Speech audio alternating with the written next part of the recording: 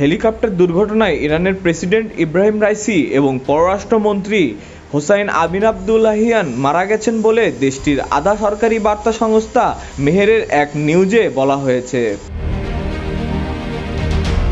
সোমবার Meher news agency জানিয়েছে, ইরানের রাষ্ট্রপতি, পররাষ্ট্রমন্ত্রী এবং পূর্ব আজারবাইজান প্রদেশের গভর্নর মালেক রহমাতি সহ হেলিকপ্টারের অন্যান্য আরোহীরা শহীদ হয়েছেন।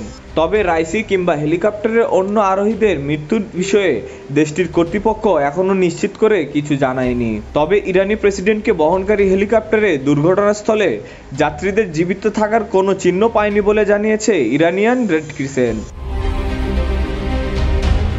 আল জাজিরার প্রতিবেদনে বলা হয়, রেড ক্রিসেন্ট থেকে এই তথ্য দেওয়ার পর আশঙ্কা করা হচ্ছে হেলিকপ্টারটির কোনো যাত্রী হয়তো বেঁচে নেই।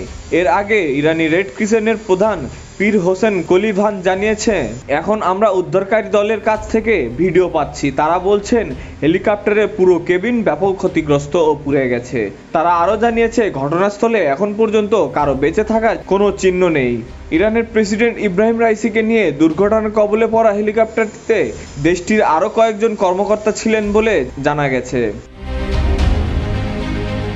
ইরানের স্থানীয় গণমাধ্যমের বরাত দিয়ে আল জাজিরা সহ বিভিন্ন সংবাদ মাধ্যম জানায়, ওই হেলিকপ্টারে রাইসির পাশাপাশি ইরানের পররাষ্ট্রমন্ত্রী হোসাইন আমির আবদুল্লাহিয়ান, পূর্ব আজারবাইজানের গভর্নর মালেক রহমতি এবং ওই প্রদেশে ইরানের সর্বোচ্চ নেতার মুখপাত্র আয়াতুল্লাহ মোহাম্মদী আলী আলে হাশেম ছিলেন।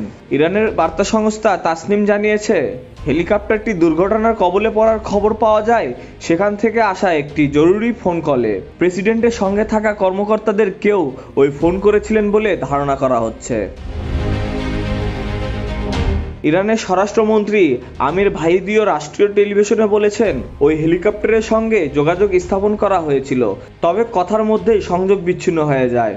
এদিকে ভারী বৃষ্টি ও তীব্র বাতাস উপেক্ষা করেই দীর্ঘ তল্লাশির পর ইরানের প্রেসিডেন্ট ইব্রাহিম রাইসিকে বহনকারী বিধ্বস্ত হেলিকপ্টারের সন্ধান পাওয়ার দাবি করেছে রেড ক্রিসেন্ট। এরই মধ্যে দুর্ঘটনাস্থলে পৌঁছেছে একটি উদ্ধারকারী দল। তবে প্রেসিডেন্ট ও তার সঙ্গীদের ভাগ্যে কি ঘটেছে সে সম্পর্কে কিছুই জানানো হয়নি। বৈরী আবহাওয়ার কারণে উদ্ধার অভিযান ব্যাহত হচ্ছে বলে জানিয়েছে দেশটির কর্মকর্তারা। এর আগে রোববার বিকেলে ইরানের পূর্ব আজারবাইজান প্রদেশের পাহাড়ি এলাকায় বিধ্বস্ত হয় প্রেসিডেন্ট রাইসি ও পররাষ্ট্রমন্ত্রী আবদুল্লাহিয়ানকে বহনকারী হেলিকপ্টারটি। আজারবাইজান সীমান্তবর্তী এলাকায় একটি বাঁধ উদ্বোধন করে ফিরছিলেন রাইসি। এদিকে বিধ্বস্তের খবর প্রকাশের পরপরই কান্নার রোল পড়ে যায় ইরান জুড়ে। মসজিদ থেকে শুরু করে রাস্তায় সব জায়গায় বিশেষ দোয়া করা হয়। রাইসির জন্য প্রার্থনা করতে নাগরিকদের প্রতি আহ্বান জানান সর্বোচ্চ ধর্মীয় নেতা আয়াতুল্লাহ আলী খামেনি। একই সঙ্গে জনগণকে উদ্বিগ্ন না হওয়ার আহ্বান জানিয়ে তিনি বলেন, এ ঘটনায় রাষ্ট্রীয় কর্মকাণ্ডে কোনো বিঘ্ন হবে না। তিনি বলেন, তোমরা যারা এখানে উপস্থিত আছো, এমনকি যারা আমার এই কথা পড়ে শুনতে পাবা, সবাই নিশ্চিত থাকো যে এই ঘটনায় রাষ্ট্রীয় কাজে কোনো প্রভাব ফেলবে না। খবরটি যখন শোনা গেছে তখন থেকেই সবাই অনেক পরিশ্রম করছে, সব ধরনের ব্যবস্থা গ্রহণ করা হচ্ছে।